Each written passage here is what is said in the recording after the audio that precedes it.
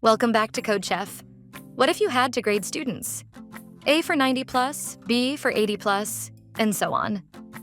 One simple if-else isn't enough. We need multiple checks. That's where the if-else-if, ladder, and nested if statements help. Think of it like choosing a restaurant. If it's open, you check if it's not crowded.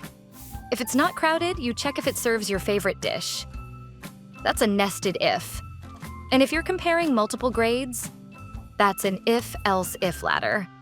In Java, an if-else-if ladder checks multiple conditions in order. A nested if places one if inside another, used when one condition depends on another. For example, to grade marks.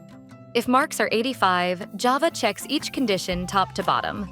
It skips 90 plus, finds 80 plus true, and prints grade B. Only one condition runs.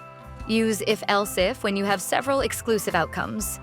Use nested if when conditions depend on each other. Indent clearly to keep logic easy to read. Now, try the CodeChef practice problem, Grade the Student. You'll apply if-else-if or nested if to assign grades. Today you learned how Java makes multi-level decisions with if-else-if and nested if statements.